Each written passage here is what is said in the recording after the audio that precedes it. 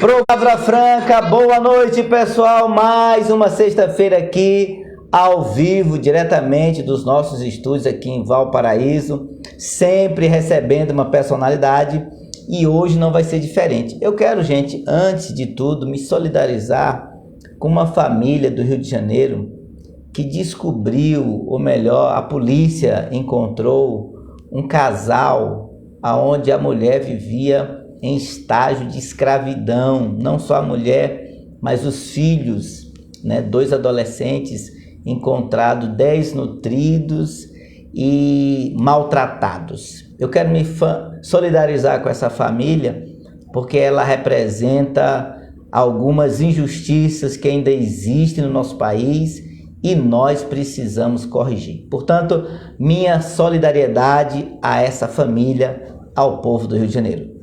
Com minhas breves considerações, eu quero dar boas-vindas ao nosso convidado de hoje, ele que é advogado, pastor, corretor de imóveis, contador, líder regional. Olha, eu não vou conseguir falar o currículo dele todo, mas vou dar a oportunidade para ouvir dele mesmo, nosso amigo, doutor e pastor Paulo Henrique. Boa noite, pastor!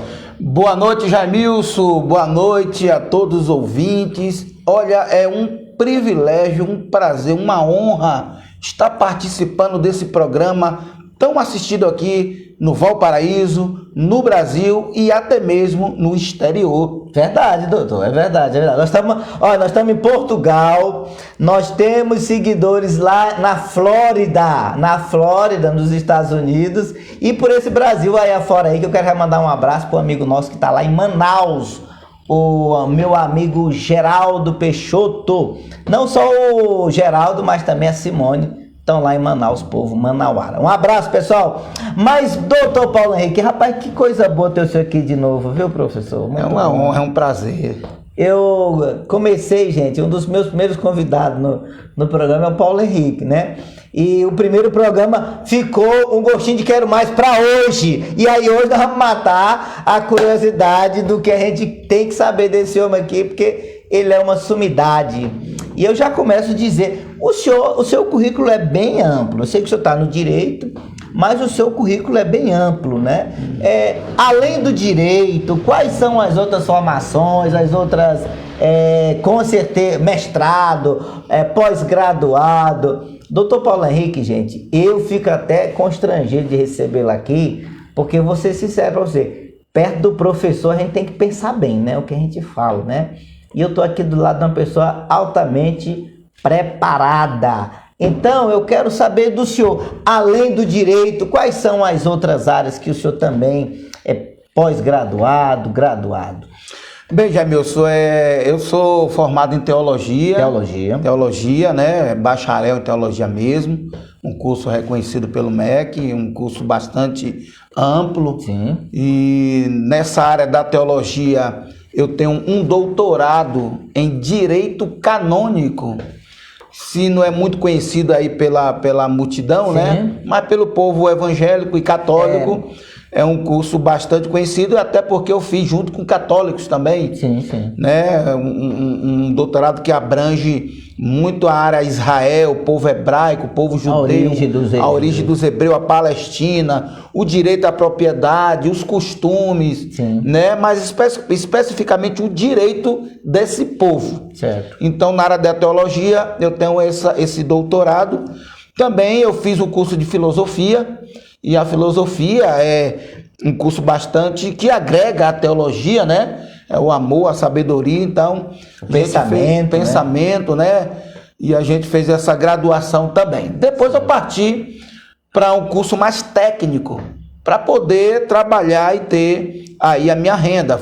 Eu comecei na contabilidade. Gente, o homem é contador, gente, olha aí, ó. Comecei na contabilidade, foi o meu primeiro emprego técnico. Primeiro eu comecei como técnico. Tem contabilidade. Em contabilidade, no tempo do livrão, era na mão. Sim, aí era escrita ainda. Então eu sou um contador antigo que sei fazer a contabilidade como era antes. Sim, sim. Era na mão, os lançamentos, os métodos da partida dobrada eram feitos à mão e tinha um chamado gelatina que você passava, para ficar ali grudado. Sim, sim, Depois sim. você ia fazer a datilografia. Datilografia. O senhor também é formado em datilografia, né? Datilografia, né? Eu passei por aquele cursinho, né? AS e tal, Tá. Muito complicado. Depois tinha que tirar a letra e fazer sem ver. Sem ver, Porque tinha que datilografar sem olhar, Você né? olha pro teclado, é. Então eu sou dessa época. E depois que a gente datilografava ali aquela contabilidade, você ia passar na mecanografia. Sim, que sim, também sim. tinha que fazer um cursinho.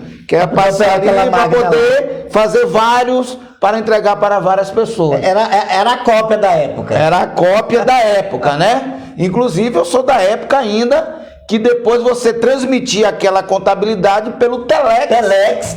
A turma não sabe o que é isso, mas Não, pelo Telex, né? Você digitava tudo, aí saía uma fitinha, Sim. você conferia aquela fita antes de transmitir. Perfeitamente. Aí depois veio o fax, né? Que foi uma grande descoberta também. Uma né? grande descoberta, mas quando lançaram o computador, aquele computador antigo, aquele DXzinho, Opa. né? Mas antes ainda a gente teve o prazer de bater, de datilografar naquela máquina elétrica Olivetti, aquela elétrica, era uma maravilha.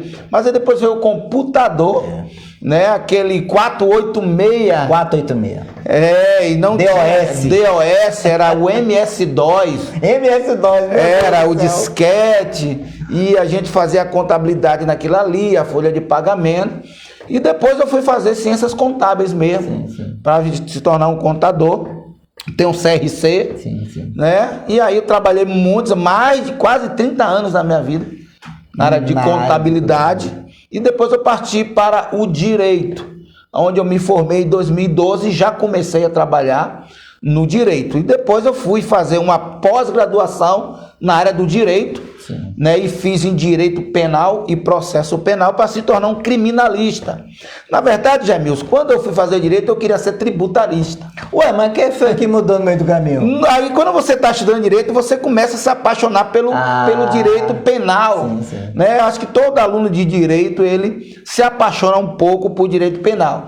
Mas a minha intenção era ser tributarista por causa da contabilidade. E um bom contador, ele tem todo um leque ali sobre impostos, ICMS, sobre recuperação judicial. Então eu queria atuar nessa área empresarial de recuperação judicial, que é bastante rentável. No caminho eu apaixonei pelo direito penal, ali nos primeiros semestres, né? Eu falei, sabe de uma?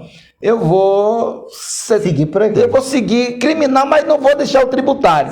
Tanto é que no exame da ordem, que a tal da OAB, o exame da OAB é um processo doloroso, tem muita gente aí que não consegue passar. É uma outra batalha, né? É uma outra batalha, não somente se formar em direito, mas a batalha em passar na OAB, primeira fase, segunda fase, e a segunda fase você escolhe uma área do direito. E eu escolhi o direito tributário. Por que, Jamilson, o direito tributário? Direito tributário, as principais peças do direito tributário são 12 peças. Então tem como você decorar, você estudar. Já o direito penal é mais de 200 tipos de peça. É mais grande. Então, para você acertar aquela peça na prova do AB, então o direito tributário diminui um pouco, né? Então você aumenta a sua chance de acertar. Errou a peça, acabou. Fazer o próximo exame, aí já vem a cobrança. Mas enfim, passei na OAB, logo no início, logo que me formei. Estou há 10 anos atuando no direito, né? Minha área principal é o direito penal, sou criminalista. E assim, já tenho mais de 1000 processos, desde quando comecei na área do direito criminal, mas também atuo no direito civil, direito trabalhista e outros ramos do direito também. Mas a minha especialidade é o direito penal. E aí, continuando aí nosso currículo, né? Eu inventei de fazer um mestrado. E em que fez esse mestrado? Esse mestrado eu fiz em direito internacional. Direito internacional público e direito internacional privado. Por quê? Porque estava mais em conta na época para fazer, é caro, é doloroso você fazer um mestrado. Inclusive, esse mestrado a gente ainda está em processo de reconhecimento pelo CAPES, é sim. que dá ali, é o final, é a cereja do bolo. Tanto o meu doutorado como o meu mestrado está em processo de regularização pelo CAPES. Sim. Tá? As faculdades são reconhecidas. E aí, para fechar aí esse leque, eu resolvi fazer um curso de transações imobiliárias. TTI, para ser corretor de imóveis, tirar ali o CRES. Por quê? Por que eu estou atuando hoje, ultimamente, na área de família? Então, eu estou fazendo muito inventário. E aí eu percebo que quando você está atuando, fazendo inventário, os imóveis são vendidos por um corretor. E aí, Jaime, eu percebi que às vezes o corretor que não fez muita coisa, só vendeu aquele imóvel e ganhou mais do que o advogado que teve todo aquele trabalho de anos. Deixou tudo mastigadinho. Tudo mastigadinho, porque o inventário judicial é doloroso. Sim. Leva 8, 5, 10 anos, dependendo, 10 anos. Eu tenho um que vai fazer 8 anos. Sério, doutor? Tem um inventário que vai fazer 8 anos. Foi um dos primeiros que eu peguei e ainda não terminou. Eu estou com um inventário com 4 anos, com 3. Esse é o inventário judicial. Certo. Já o inventário extrajudicial, esse é mais rápido. Mais fácil. É mais tranquilo, não é que é mais fácil. É mais rápido. É mais rápido. Por quê? Porque o inventário extrajudicial não pode ter menor e não pode ter pessoa incapaz. Sim. São pessoas adultas. Sim. Então, é feita direto no cartório, com tabelião. Ambos vão lá, assinam e tranquilo, é fechado. Certo. E aí eu atuo um pouquinho na corretagem de imóveis. Se pintar um imóvel, eu vendo. Já faz o serviço completo. Se tiver uma contabilidade para fazer, uma empresa para abrir e fechar, fazer uma contabilidade, fazer um departamento pessoal, fazer uma área fiscal, também estou preparado para fazer. Se aparecer uma demanda criminal, também nós estamos preparados para fazer. E teologicamente e filosoficamente, dá para fazer também. Como já fiz no passado, eu fui professor. Olha aí. Estadual do estado. Você deu aula no estado? Dei aula no estado do Goiás. Qual matéria? Dei sociologia. Sociologia? Fui professor de sociologia. Fui professor de biologia. Sim. Lá no Sejo. Ali no Jardim Oriente. Então eu fui professor quase 1 ano. Porém, à época, o salário era muito ruim, né? E eu optei em não tomar meu tempo, perder meu tempo, sendo professor e pedir baixa. Certo. Então, mas se precisar, a gente está aí também para dar aula nessa área de sociologia, biologia e por aí vai, Jaimilson. Então a gente não erra quando chama ele de professor. Professor, doutor, tem um monte de gente aqui ao vivo aqui mandando boa noite pro senhor, viu? Vou começar aqui com Marcelo Fernandes. Boa noite. Marcelo Sorriso. É o nosso amigo Marcelo Sorriso, gente. Candidato a prefeito. Inclusive que levou como vice o nosso professor. Isso, um abraço, hoje, Marcelo. Né? Fui vice dele aí na chapa. Vice da chapa do Marcelo. Grande abraço, Sorriso. Marcelo Sorriso. Marcelo Sorriso. Das clínicas Sorriso. Um abraço a Marlúcia, tua esposa. E o Davi, seu filhinho, que inclusive é autista, né? Sim, a gente até vai mais na frente, tá falando um pouquinho sobre um projeto que está na Câmara, que beneficia os autistas. Né? Isso. Muito bem. Meu abraço, doutor Marcelo Sorriso. Tá aqui também a pastora Francisca Machado. Obrigado, pastora, pela audiência. Saudade da senhora, um abraço, viu? Abraço, Francisca, pastora. A dona Anne Conceição. Aldeane, lá da minha igreja. Olha aí, tá vendo? É da igreja? Isso. A Betânia, um abraço também, Betânia. Também da igreja. É mesmo, rapaz, que o pessoal tá ouvindo aí, né? Quero mandar um abraço, gente, pro nosso patrocinador, Único Certificado Digital, meu amigo João Paulo. Você quer fazer seu certificado digital aí, pessoa física, jurídica? Procura aí o João Paulo da Único Certificado Digital. Mas, doutor, tá ali também meu amigo Cláudio Lousas, Gessé, a Irlana, a turma ali do IEP e também da Dex Shows. Eu agora não sei, mas eu vou lembrar o nome direitinho, viu, Gessé? Um abraço, meu filho, Deus abençoe. Maria Helena Valente, rapaz. Maria Helena Valente, foi uma ovelha, também, uma pessoa querida, amiga, um abraço, Helena. O programa tá hoje, obrigado, viu, Marcelo? Obrigado pela audiência. Mas, doutor, hoje a gente vai passear. Eu quero aproveitar aqui o momento, gente, recebendo aqui o doutor Paulo Henrique, para tratar de um assunto aqui que eu acho que está bem em voga, né? E hoje eu separei aqui uma pergunta para ele sobre um instituto que eu nunca tinha ouvido falar, pelo menos no direito, né? Graça é um nome que a gente conhece nos estudos bíblicos, na teologia. Mas fomos pegos aí, pelo menos eu, né? Fui pego com esse instituto chamado Instituto da Graça, que é um tipo de perdão, né, dado a pessoas que foram sofreram processos, foram condenadas. E tem um caso famoso que é o do deputado Daniel Silveira, que recebeu esse perdão aí da presidência da República. E aí, eu já tinha ouvido falar no indulto e agora o Instituto da Graça. A primeira pergunta minha, doutor, qual é a diferença desse Instituto da Graça para o indulto? Bem, é um assunto que está hoje em evidência, né? Sim. A graça, indulto, anistia, né? Tudo isso começou, e é uma coisa que já é recorrente, já foi dado isso há uns 2 anos atrás pelo presidente Michel Temer, mas não se falou. A polêmica é porque o atual presidente deu. O problema não é nem o assunto, é quem deu, porque os presidentes anteriores que deram indulto e graça, que é bem diferente de anistia, sim, já explico, não teve esse burburinho, não teve essa repercussão toda. Então o problema não é o instituto, é quem está dando, né? Então tudo começou, e você falou muito bem, foi dado ao deputado Daniel Silveira.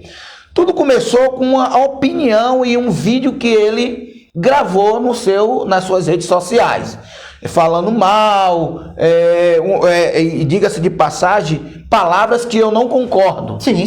Tá? Sim. Foram palavras duras, palavras pesadas que eu não sou de acordo. Perfeito. Todavia, a Constituição lhe garante esse direito. O artigo 53 da Constituição diz que aos deputados federais, aos senadores, são invioláveis, civil, penalmente, por quaisquer de sua opinião, palavras e voto. Então, eu não vou falar muito juridiquês, para que o ouvinte entenda. A gente possa entender. Certo. Então, o deputado, o senador, ele fala o que ele quiser. Sim. Para quem ele quiser, como ele quiser, vota como quer, e a Constituição dá esse direito para ele. Garante. Certo? Então, o primeiro ponto é esse. Então, o deputado, ele foi às redes sociais e falou o que quis, e o Supremo Tribunal Federal, através do ministro, não gostou do que ele falou, interpretou como atos antidemocráticos e abriu um processo, né, que é chamado Inquérito do Fim do Mundo, e nesse inquérito perseguiu esse deputado pela fala dele, que é inviolável.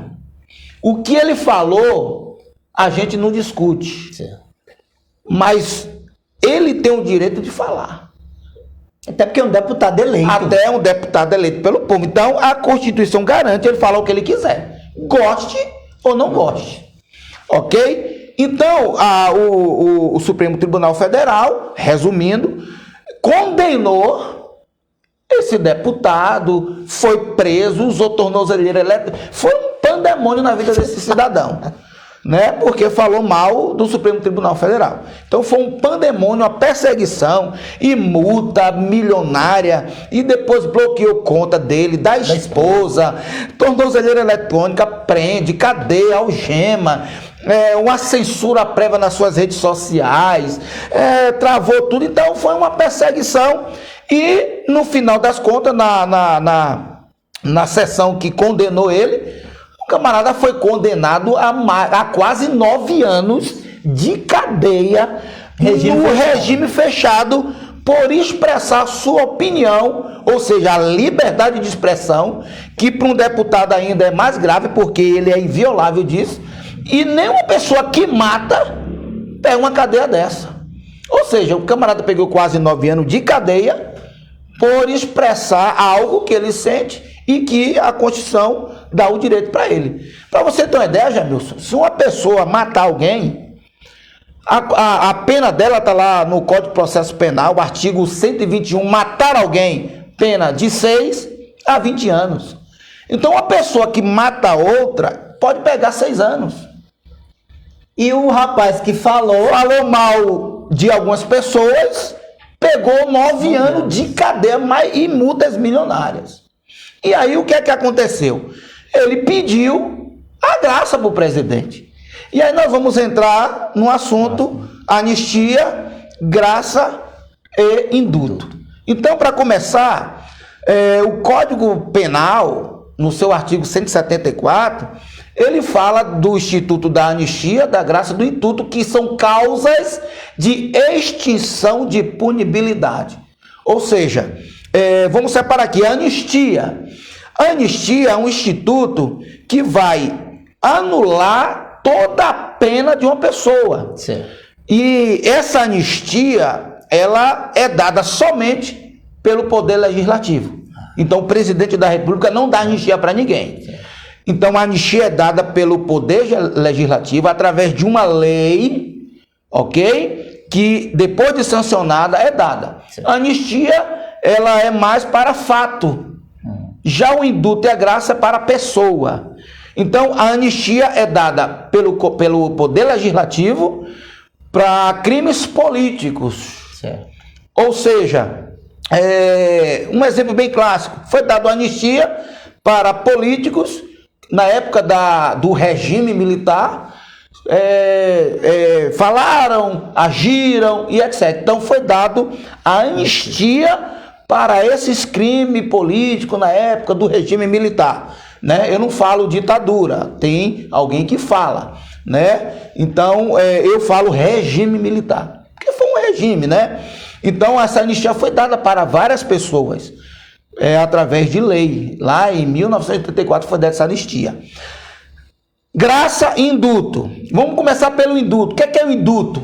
O indulto é dado pelo presidente. Indulto e graça é dado pelo presidente da República e a Constituição Federal dá esse direito para ele, lá no artigo 84, 12.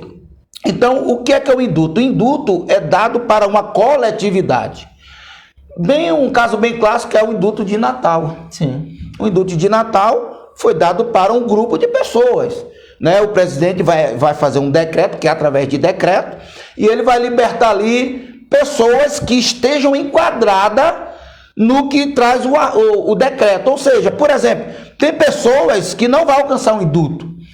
Por exemplo, para os crimes hediondo, tortura, tráfico de droga, crime inafiançável, essas pessoas não são contempladas pelo indulto e nem pela graça.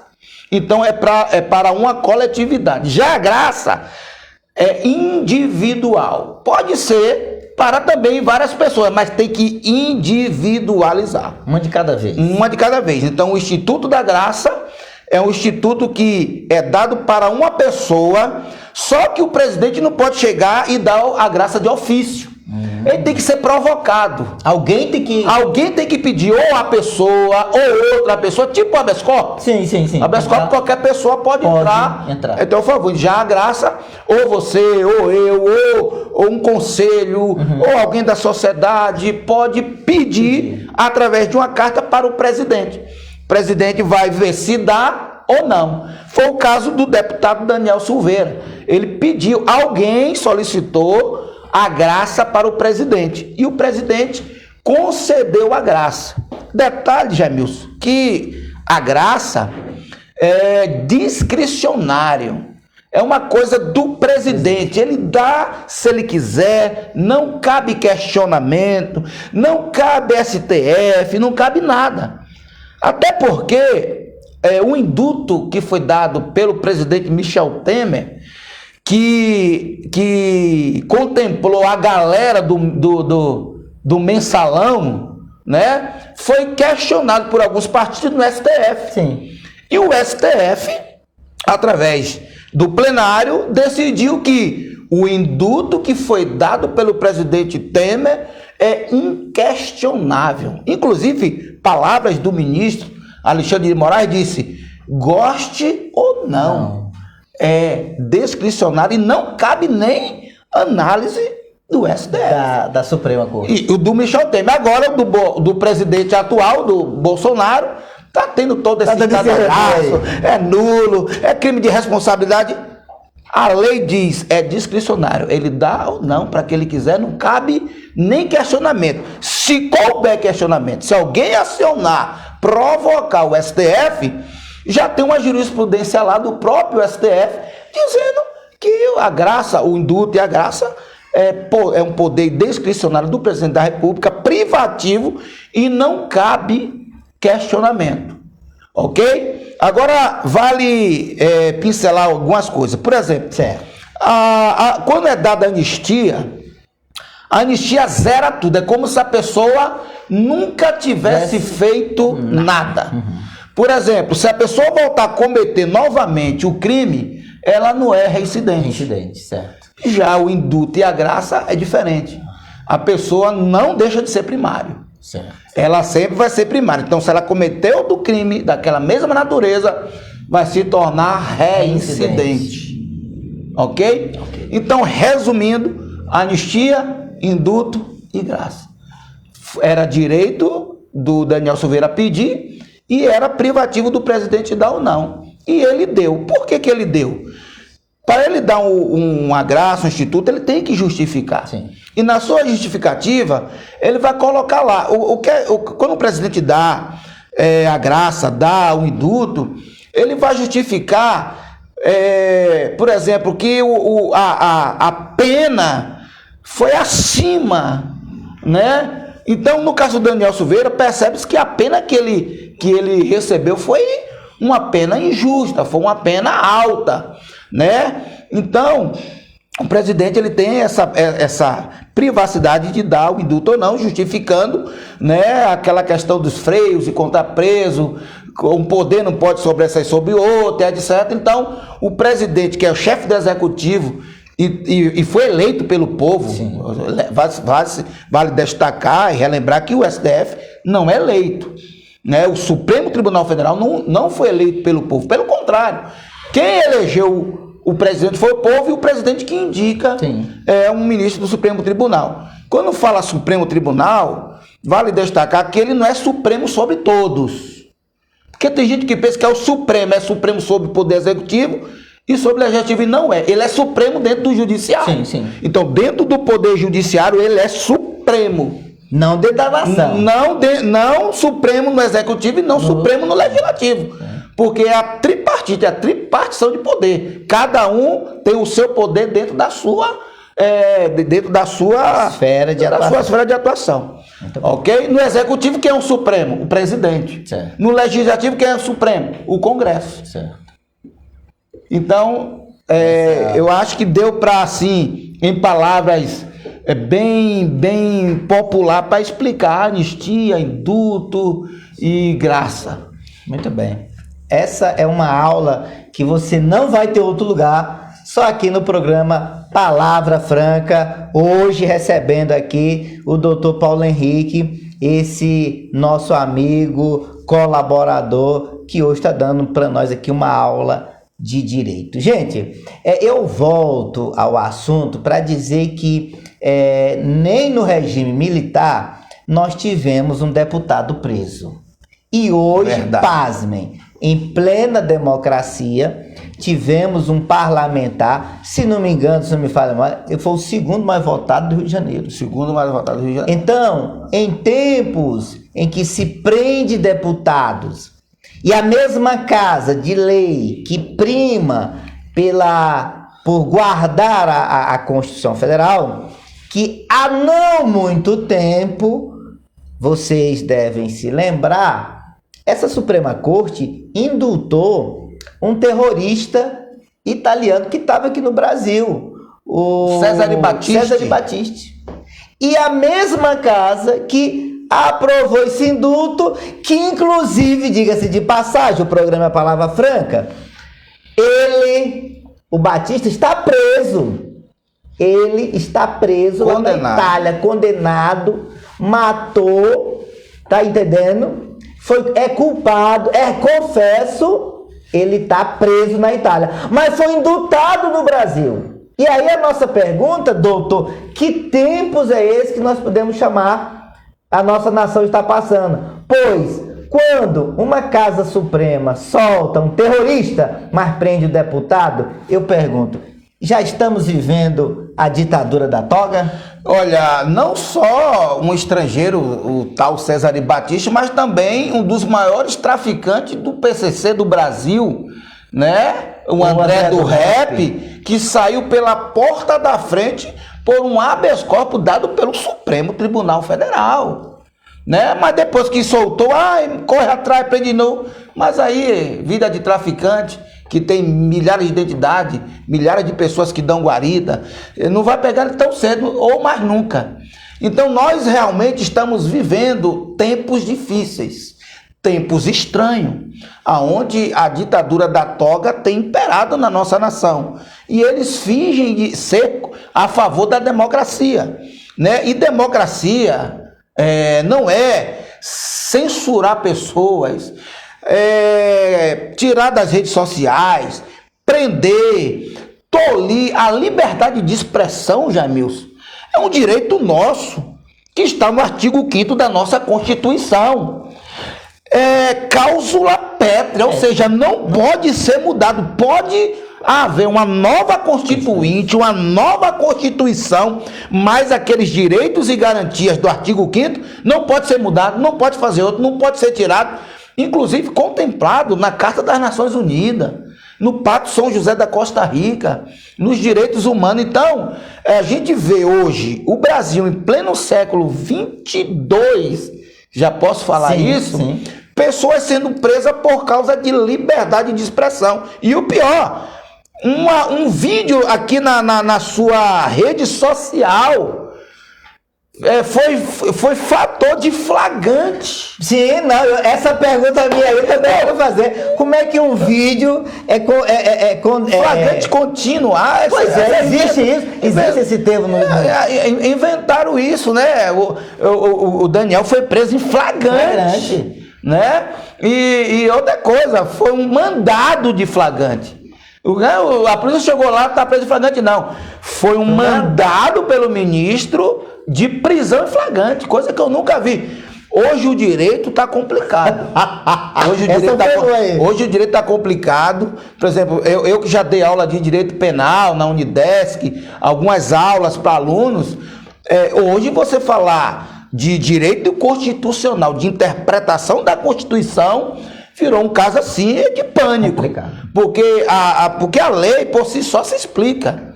É o princípio da hermenêutica, é igual à Bíblia. Sim. O primeiro princípio da hermenêutica diz que a Bíblia por si só se explica, não precisa de ninguém explicar. Sim. A Constituição, hermeneuticamente falando, por si só se explica. Qualquer leigo que lê a Constituição vai entender. Mas aí estão burocratizando ela, estão colocando interpretações que, a meu ver, são totalmente interpretações equivocadas, né? Para um fim que eu não sei, ou seja, possivelmente ideologia política. E não deixa de ser. O Supremo Tribunal Federal não pode entrar na esfera política. Não pode dar entrevista, não pode se posicionar. E o que nós vemos hoje são ministros se posicionando politicamente, diferentemente da Corte Americana, que aqui eu quero até dizer que é uma honra estar acompanhando a Corte Americana. Eles não dão entrevista, eles não se posicionam, até porque a Constituição americana ela é bem rígida mesmo, é a mesma. A nossa Constituição já está chegando em 200 emendas. Ou seja, de tanta interpretação vai emendando. Nosso colega Suenilson, na semana passada, falou sobre isso. Sim. De tanta emenda. Eu também, Suenilson, sou a favor, pare com essas emendas. Né? Porque a nossa Constituição ela já é completa. Ela já diz tudo, já interpreta tudo por si só. Cabe ao Supremo só aplicar a lei seca e pronto. Sem partidarismo, sem ideologia, deixa a política para os políticos. Programa Palavra Franca hoje tratando de um assunto de extrema importância para o Brasil, e não só para o Brasil, mas pelo mundo, porque nós estamos sendo vigiados pelo mundo, gente. E o que realmente está acontecendo é inominável para a gente não comprar briga com ninguém. Mas como pensar ainda não foi contabilizado como crime, o programa Palavra Franca está hoje recebendo o doutor Paulo Henrique aqui para a gente pensar um pouco sobre a Constituição, sobre as leis do nosso país. E nessa linha, eu me lembro, cá para nós que ninguém nos ouça, agora recentemente, quando do impeachment da ex-presidente Dilma, o colegiado, sob a batuta do ministro Lewandowski, ele, o senhor me corrija se eu estiver errado. E vocês também podem participar aí também, viu, gente? Mandando seu comentário, sua pergunta. Mas essa confusão de interpretação, ela já não é de hoje, não. Porque naquele tempo a presidente foi impedida, né? Ela sofreu impeachment. E o texto constitucional diz que a punição do impeachment, ela é acompanhada da perda dos direitos políticos. E aí me vem o ministro, Sua Excelência, e condecora a presidente, ora impedida, a perda do seu mandato, porém a manutenção dos seus direitos políticos. Foi por aí que começou a rachadura, doutor? Olha, na verdade, essa rachadura começou bem antes. Já veio lá de trás, né? Essa rachadura ela já começa antes com a questão das urnas. Não, essa daí é outra, com né? A questão do voto auditável, do voto impresso. E já começa lá quando o ex-presidente Lula perde a eleição lá para Fernando Henrique. Sim. Todo mundo começa a questionar a questão das urnas, das eleições, que tem uma lei eleitoral que trata disso, né? Então já vem essas interpretações lá de trás, e ela veio ter uma ênfase maior na última eleição que Aécio Neves perdeu para Dilma. Sim. Que ele reclamou, que ele foi roubado, e todo mundo viu que em determinado momento da apuração deu um apagão, e Aécio estava milhões na frente. Quando Aécio volta atrás, e o camarada chega lá e fala: olha, perdeu, fulana foi eleita, aceita, e pronto. E pronto. Né? Então aí já vem essa questão de interpretação já de longas datas. Mas na questão do impeachment da Dilma, que teve uma ênfase maior, mas ali tinha toda uma ideologia partidária por trás disso, né? Que estava ali na época Renan Calheiros, que era o presidente, estava lá o Ricardo Lewandowski como presidente do STF, que a lei diz que tem que estar lá o presidente na hora do impeachment, e eles simplesmente rasgaram na nossa cara a Constituição, porque a pena diz que quem é impeachmentado tem a perda dos direitos políticos por 8 anos. E fizeram lá, deram um jeitinho. Não, você vai ser impeachmentada, mas vamos manter os direitos políticos? Baseado em que eu não sei. Até hoje eu estou tentando entender isso. Mas enfim, há quem opine a favor, há quem opine contra. Uma coisa que eu quero deixar bem clara, Jamilson, é que cada um, nós estamos numa sociedade livre. Sim. Num Estado democrático de direito, aonde a sua liberdade de expressão vale mais que tudo, vale mais até que a vida, porque sem liberdade você está morto. Então você tem a sua opinião, eu tenho a minha, então cabe eu respeitar a sua e você respeitar a minha, sem briga. Sim. Sem acusação, sem morte, sem tapa, sem agressão. Eu respeito a tua opinião e você respeita a minha. Isso é lindo, porque quando ninguém pensa, quando todo mundo está pensando igual, ninguém está pensando. Falou já o seu Nilson semana passada. Professor Senilson, né? Está resolvido aí, um abraço. Toda unanimidade é burra. É burra, disse o Benjamin. Então, eu sou do grupo formador de opinião. Tem gente que não é desse grupo formador de opinião. Tem gente que vai ouvir a minha opinião e seguir. Mas tem gente que vai formar a opinião dele e eu tenho que respeitar. Então tem gente que acha que estava certo, eu acho que estava errado. Mas Qual é a medida disso? A própria lei. Se a lei diz, tem que cumprir. Mas nos dias que nós estamos vivendo, não está mais assim. Está se cumprindo o que a pessoa acha que a lei diz. Eu estou vendo aqui que 2 e 2 são 4, mas o ministro está dizendo que 2 e 2 é 5. E nós temos que aceitar. Tem que aceitar. É isso aí. Programa Palavra Franca, hoje recebendo aqui o Dr. Paulo Henrique para uma conversa muito esclarecedora sobre direitos, garantias. Gente, o papo tá muito bom, estamos tendo uma aula aqui de direito, o tempo não para. Mandar um abraço aí para a doutora Miriam Fernandes, psicanalista, terapeuta. O Wagner, repita a pergunta: o senhor acha que o Brasil precisa de uma nova Constituição? O Wagner, nosso amigo Wagner, a Aninha também, terapeuta. Um abraço, Ana, obrigado aí pela audiência. Deixar a política para os políticos, boa frase para o tempo atual. Ela tá ouvindo aí, viu? Tá dizendo aqui que um assunto muito. Minha esposa, a pastora Ricardo, um beijo, meu amor. Gente, não, mas ela tá aqui no estúdio lá, comigo. Vamos registrar aqui uma presença mais que importante, que é a da Suprema, né? A Suprema lá de casa. Auxiliadora do nosso pastor e doutor Paulo, pastora Ana Cláudia, que faz muito, né, jus ao seu chamado e nos honra com a sua presença hoje aqui, ao vivo, nos estúdios do programa. Muito obrigado, pastora Ana Cláudia, pela presença, e Deus abençoe. Volte mais vezes, hein? Gente, o Wagner está perguntando aqui: há necessidade de uma nova Constituição, doutor, então? Olha, pastor Jaimilson, na minha opinião, não é necessário uma nova Constituição. Até porque a nossa Constituição é uma Constituição bastante completa. E o artigo 5º, que elenca os direitos e garantias fundamentais, ela é bastante completa, desde a sua liberdade de expressão, a liberdade de culto, a opinião. Então, a nossa Constituição, ela é completíssima. E as emendas que já tem, que agrega, também são emendas boas. O que é necessário, o que precisa ser feito, na minha opinião, é de trocar quem interpreta. Opa! Aí o senhor falou um negócio sério agora. Vamos trocar os interpretadores. Os interpretadores, porque os interpretadores não estão interpretando corretamente. É o caso do pastor. Se o pastor não estiver interpretando bem a Bíblia, troca. Não está servindo. Se a Bíblia está dizendo amar a Deus sobre todas as coisas e ao seu próximo como a ti mesmo, como é que eu vou interpretar? Não, você tem que amar primeiro ali, não sei o quê. Não, é Deus.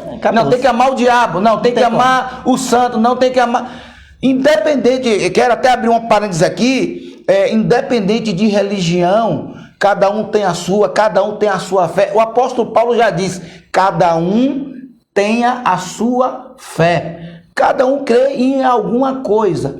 Então aqui a gente não pode distinguir e nem discriminar a religião de ninguém. Eu sou evangélico, você é espírita, você é candomblessista. Um abraço a todos que professam a sua fé. Somos gente, somos povo, somos iguais. Ninguém é maior e nem melhor do que ninguém. Então, se está dizendo amar a Deus sobre todas as coisas, eu não posso interpretar, por exemplo, olha, se todas as coisas aí, não é bem todas as coisas. Não pode. Então tá ali, se eu estou começando a interpretar e dizer que não é sobre todas as coisas, só sobre isso, sobre aquilo, eu tenho que trocar o interpretador. Se a Constituição está dizendo são invioláveis de palavra, opinião e voto, e estão interpretando que é relativo, estão relativizando, aí tem que trocar o interpretador. E como é que se troca o interpretador, Jamilson? Aí, calma aí, que aí essa pergunta eu vou fazer agora, pera lá. Chegamos aqui a um funil agora, chegamos aqui numa solução. Obrigado, viu, Wagner, pela sua participação. Obrigado, Wagner. Pergunta, não precisa trocar a Constituição. Não precisa trocar. Bom, gente, o que a gente está vendo? Diuturnamente foi se repetido aí no país uma frase dita pelo presidente da República, que há que se jogar dentro das 4 linhas. E pelo jeito, e aí o senhor vai me ajudar a até fazer essa colocação. Um abraço, viu, Cecília? Ela está dizendo que está aprendendo muito, viu? Aprendendo bastante. Obrigado, Cecília. Abraço, Cecília. Obrigado. Esposo Gesiel, e tem 2 filhos lá, o Josué e a Joana, um abraço. Um abraço. O que nós estamos vendo? Alguém aí está jogando fora das 4 linhas. Isso já foi dito mais de uma vez.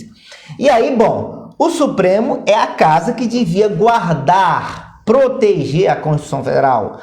Porém, se ele não está fazendo isso, quem então pode trazer esse freio de arrumação? Quem que pode começar a querer trocar o interpretador?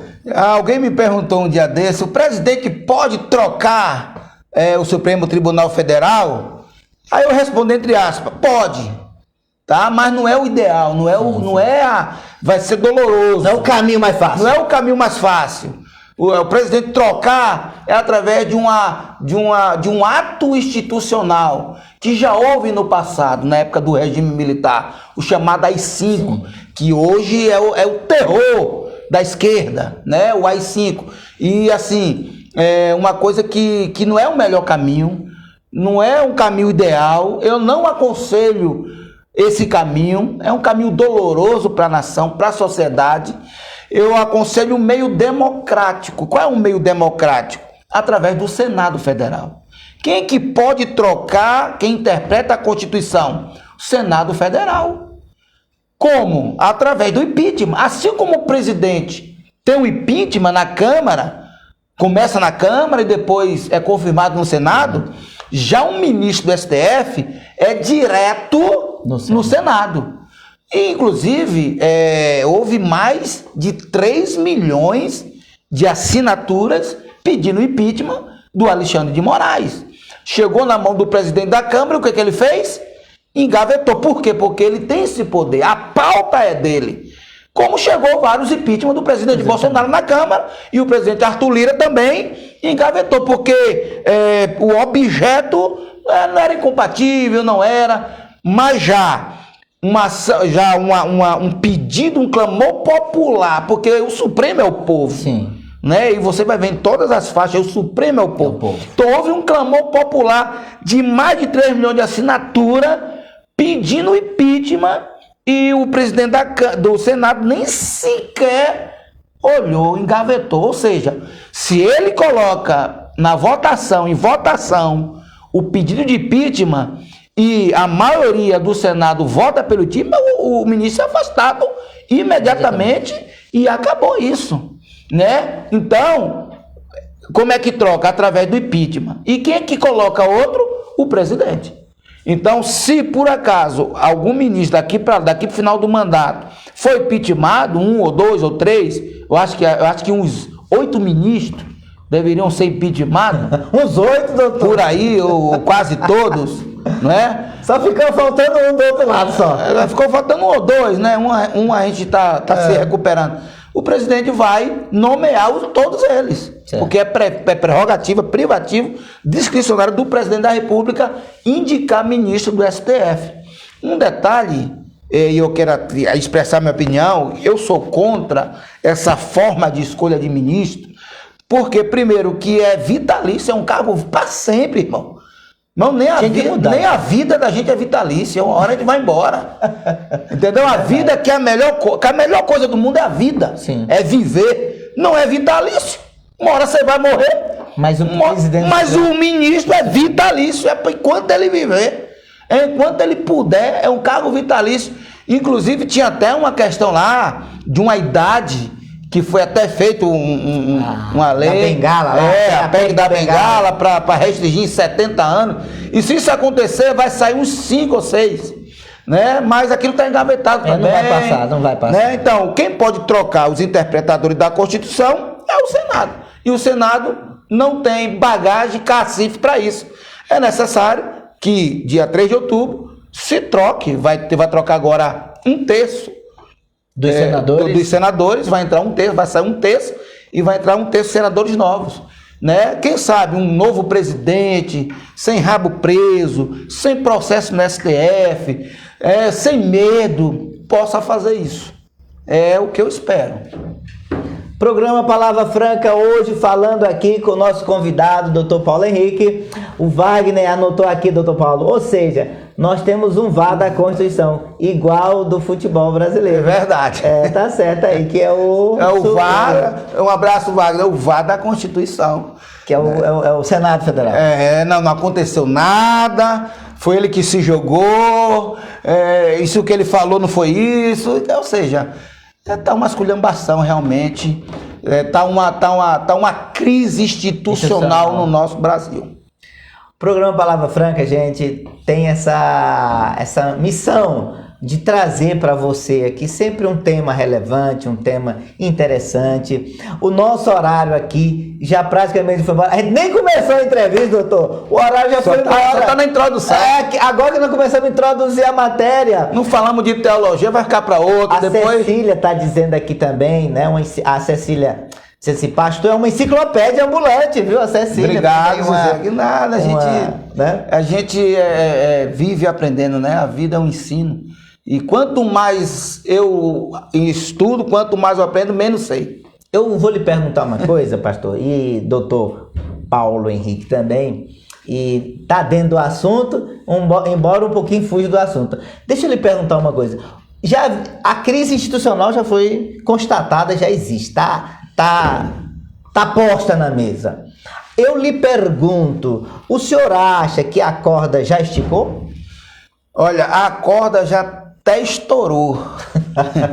E como você fala, né, o presidente até hoje tem sido um presidente bastante cauteloso, bastante assim, garantidor das liberdades, tem jogado dentro das quatro, tudo que ele faz é dentro das 4 linhas da Constituição. Respeito à opinião contrária. Sim. Na minha opinião, até aqui, ele tem jogado dentro das 4 linhas, tudo que ele está fazendo, redução de imposto, baixando o preço de gasolina, fazendo as obras, fazendo tudo para o povo, a questão do Auxílio Brasil, tudo que ele está fazendo, né, a questão da votação da PEC, né, se ele não vota aquela PEC de 40 bilhões para dar auxílio ao povo, auxílio gasolina, ele ia ser impeachmentado, ele ia quebrar a regra de ouro. Foi o que aconteceu com a Dilma, pedalada fiscal. Então ele está fazendo tudo dentro das 4 linhas da Constituição. E outro poder, todo mundo está vendo que está toda hora rasgando, pulando, interpretando mal, fazendo até coisa que não está na Constituição. Então o presidente está jogando as 4 linhas, né? E a corda foi já estourada. O presidente não quer fazer nada fora das 4 linhas, tanto é que ele está pacificamente aguardando as eleições, deverá ser reeleito, pois a maioria hoje está apoiando esse presidente. E você vê nas ruas, não é eu, Paulo Henrique, que estou falando, e nem pesquisa, que eu não acredito em pesquisa. Hoje eu não acredito no sistema, não acredito em pesquisas eleitorais, pois já me disseram que não prestam. Fato, eleição retrasada, eleição passada, fato. O presidente Bolsonaro perdia para todo mundo. Como continua perdendo.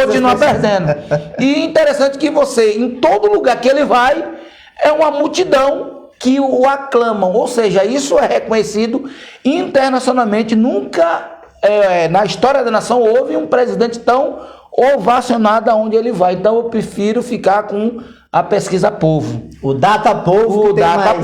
Então ele tem jogado dentro das 4 linhas. E espero que continue. Que seja reeleito democraticamente, que não precise de um ato institucional, que não precise de intervenção. Ainda que tenha intervenção, está dentro das 4 linhas. O artigo 142 garante a intervenção militar e é prerrogativa do presidente. Ele é o chefe das Forças Armadas. A ordem dele tem que ser cumprida dentro da Constituição, mas é o caminho doloroso. Então, que haja eleições limpas, que ainda espero que o voto seja auditável, porque o pessoal fala de voto em pé, não existe esse negócio de voto, é o voto auditável, que já está na lei. A apuração tem que ser feita com todo mundo vendo, que não foi feita na eleição passada. E o que é o voto auditável, Jamilson? Eu votei ali, o papelzinho caiu na urna, se precisar conferir, eu tenho como conferir. E se eu desconfiar, não, tem alguma coisa errada, como é que eu confiro? Não tem como. Não tem como. É como uma eleição de síndico num condomínio. Todo mundo ali tá votando, eu subo lá para minha sala, me tranco, vejo a apuração desse, olha, quem ganhou foi o Jadilson. Mas como? Eu quero conferir. Não, ele que ganhou, acabou. É o que os ministros estão dizendo. Aceite o resultado das eleições. Mas eu que estou concorrendo, eu tenho o direito de ver, de conferir, desconfiar e achar que houve alguma coisa. Aí me prove. Entendeu? Então, a questão hoje é essa. Mas como há um plano aí, entre aspas, para você ter uma ideia, Gemilson, o nosso celular aqui, a cada 3 meses, o Android pede para atualizar. A urna tem 20 anos, nunca atualizou. E não precisa, segundo o TSE, não precisa. Hoje o sistema mais seguro do mundo, que é o Android não, que é do Apple, é o iCloud, é um dos sistemas mais seguros do mundo. Foi hackeado. O filho do Donald Trump teve a seu iCloud hackeado. Né? E há de se lembrar que os hackers entraram nas urnas. Ficaram 6 meses com as senhas. Então, é justo que o presidente se incomode. Entendeu? E é justo que ele queira eleições transparentes, limpas, como diz a lei. Ele não está inventando nada. Está tudo na lei. Está tudo na lei. Mas a narrativa da esquerda é que ele está atacando, e é uma palavra que eu não gosto, ataque. Sabe? Ataque que eu conheço, ataque cardíaco mesmo. Liberdade, estão trocando liberdade de expressão por ataque. O presidente atacou as urnas. Como? Tocou pedra, queimou. Não, é a liberdade que ele tem de falar que não confia. Eu não confio, eu tenho essa liberdade. Você confia na urna? Também não confio. Não confio. Entendeu? Faz uma enquete aí, quem confia na urna? Ó, pronto, vou fazer essa enquete aqui, para semana que vem nós vamos abrir essa enquete. Quem confia nas urnas, você vai responder e vai concorrer um prêmio. O Brasil, pelo que eu tô vendo, é aquele pai que desconfia da paternidade, mas não quer fazer o exame de DNA. Não quer fazer. Esse é o nosso Brasil. Fechou. É isso aí. De repente, Jébio, você recebe a sua fatura do cartão de crédito, o seu limite é R$1.000, mas vem lhe cobrando 4.000. O que é que você vai fazer? Não, mas você não vai ter a fatura, não pode. Não pode ter a fatura? Não vai conferir. Como é que você vai saber? Onde você comprou? Eu voto. Como é que eu vou saber, meu? Se não tiver a fatura ali. Não é voto impresso. Não é voto à mão. É voto auditável. É preciso ser dito. A pessoa votou lá normal, na urna eletrônica, uma urna nova, uma urna moderna, eletrônica, um sistema novo, tudo bonitinho, tudo atualizado. A pessoa vota, e o papelzinho cai numa urna fechada, você nem toca no papel. É isso que o presidente quer, é isso que todos nós queremos. É importante esclarecer isso. A Simone Prachedes, ela é lá do Amazonas. Obrigado, Simone. Muito obrigado pela audiência lá no Amazonas.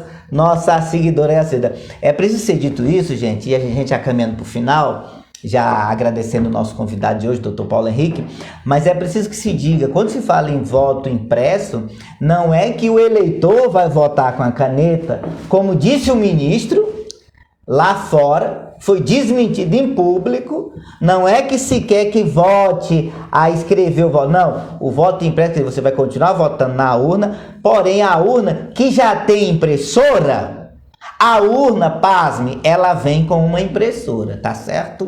Mas não usam. Eles só não querem que eu use, né? Então, a questão do voto impresso é que o seu voto vai passar a ser impresso. Não é você que vai votar escrevendo, não. É mentira de quem disse isso. É fake news. Vai ficar guardadinho lá, caso alguém queira auditar. Para ter alguma coisa que conferir, né? Conferir. Mas, gente, o nosso programa tá muito bom. Eita, se deixar, nós vamos embora. Gente, olha, foi só a introdução. Você vai ter que voltar. Não dá para terminar hoje aqui, não. Eu quero agradecer meu amigo Geraldo. Quero agradecer o Isaac, lá de São Paulo. A Gilva, de Goiânia. Eu quero agradecer a Letícia, que tá lá em Portugal. E o Daniel. Olha, gente, essa turma aí que nos assiste aí, muito obrigado aí pela audiência. Doutor Paulo Henrique, muito obrigado pela participação.